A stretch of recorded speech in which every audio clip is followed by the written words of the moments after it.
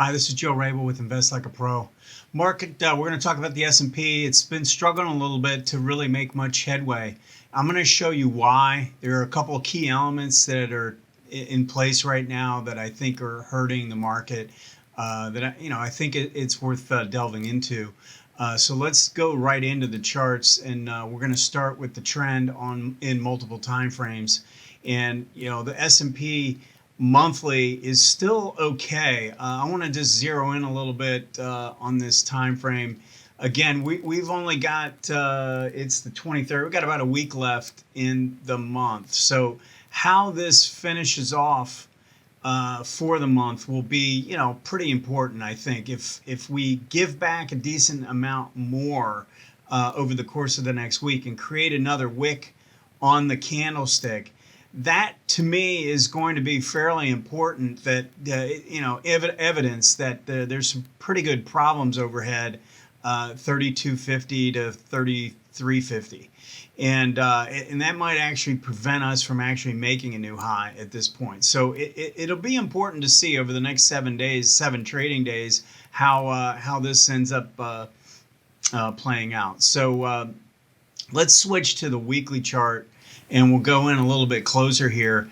Again, because we had the violent sell-off from the decline and the big gap down, we still have resistance. If you think about it, I mean, we could come back and fill this gap, but you really aren't making a lot of headway in terms of power to the upside.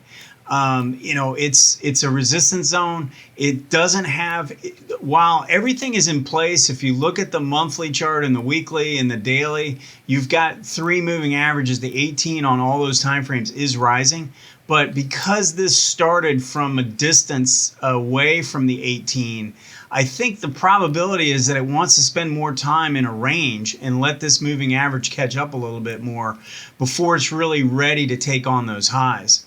So I'm not saying I'm turning real bearish, but I think it's important to recognize what happened when we tried to break out. I'm going to just show this. This is the price volume chart. In fact, I'm going to switch to the spider because I want to show you the actual price, the actual volume that took place here.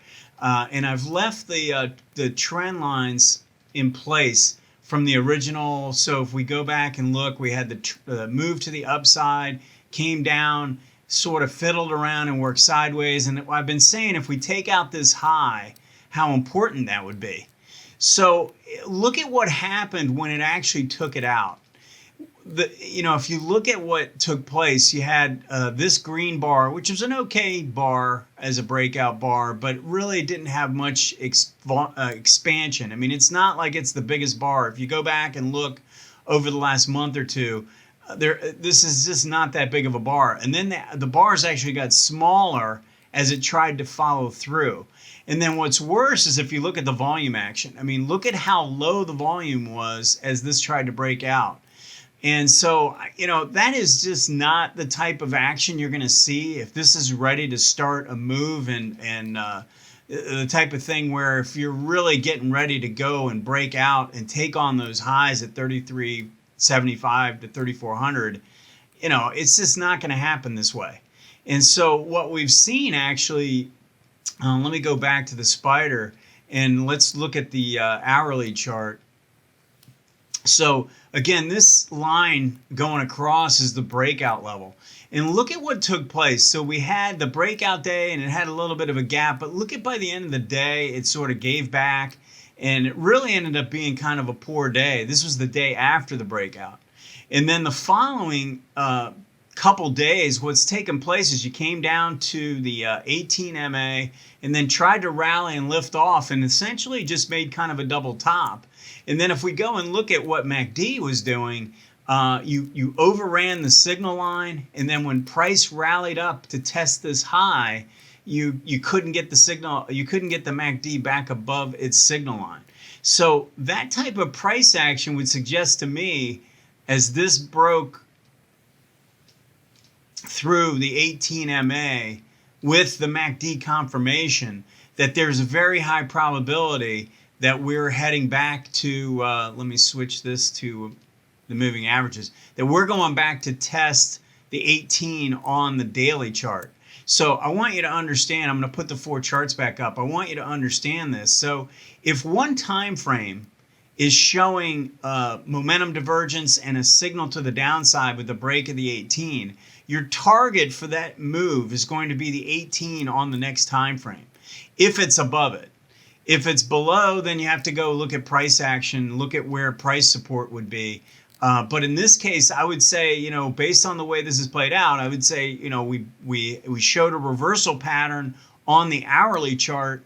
The target for that move would be down to 31.81 or in that zone, which is where the 18-day is. So that's kind of how I look at it. And then the same thing would happen here. If we end up coming down and breaking the 18 and rolling that line over, then your target, and you turn this trend to the downside, then your target would be on the next time frame would be the 18 on that next time frame. So this 18 on the weekly chart is going to keep rallying up, and I think 3,000 is really where price support is suggested. But it's really good to use these moving averages like this, and this is a great way to look at the market in multiple time frames. If you understand where the stock is in relation to its price action and its moving average, it's 18 on each time frame, I think you have a real good idea of what type of downside risk you have. So I don't like the price action. If I show you that daily chart and I show you the way it really didn't have a whole lot of follow through and the volume wasn't very good, odds are we're now probably just going to slop around a little bit.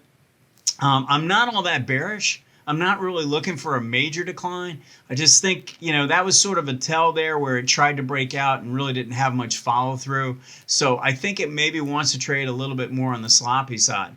And there's 2 reasons why I say that. First reason is, if you remember last week, I was talking about some of the big tech stocks, and I mentioned Apple and how it was getting stretched away from its moving averages, both on the monthly and on the weekly.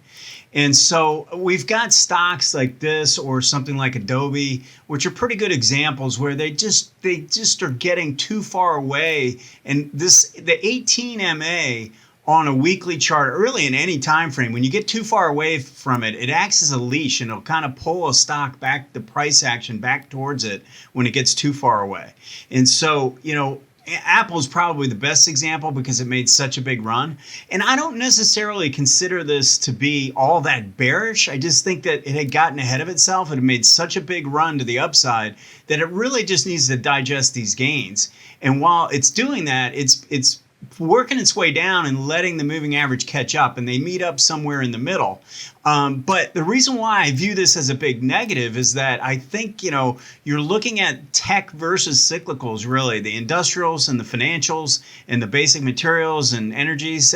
Those stocks seem to benefit when tech is doing poorly. It's sort of an either or right now, as opposed to one doing well, all of them doing well at the same time, which would mean new money coming into the market. It seems more like, you know, it's money being sold from technology, and then they're buying the cyclicals, or it's the other way around, depending on the day. And it's really been very sloppy. There's no continuity to it. It seems like 2 or 3 days for cyclicals and then a couple days for tech. And now, you know, today was kind of an all-around bad day. Most stocks were down. But, you know, if we go and look at something like a CMI as an example, this is a good example of a strong cyclical, and it's had a really good start to July. It looks like it might even want to break out of, let's look at the monthly chart real quick. It really hasn't done anything for a long time. It's been going sideways. And you're finally getting enough action here that you're actually taking out the high from last year. So I think it's kind of interesting when you look at it in this perspective, because you know, the stock was down a little bit today, you know, just marginally, but the fact is that this type of stock seems to be benefiting from correction in some of the tech names. And I actually think it's healthy for the tech stocks to come in. But I think, you know, from a near-term standpoint, it makes it difficult for the market to make really strong move when the biggest components are in the process of consolidating or taking a breather or pulling back. The second piece of evidence that I think is negative is what I talked about the last week or so, which is the sentiment numbers. and they still kind of hang around that 40 area where there's 40% more bulls than bears.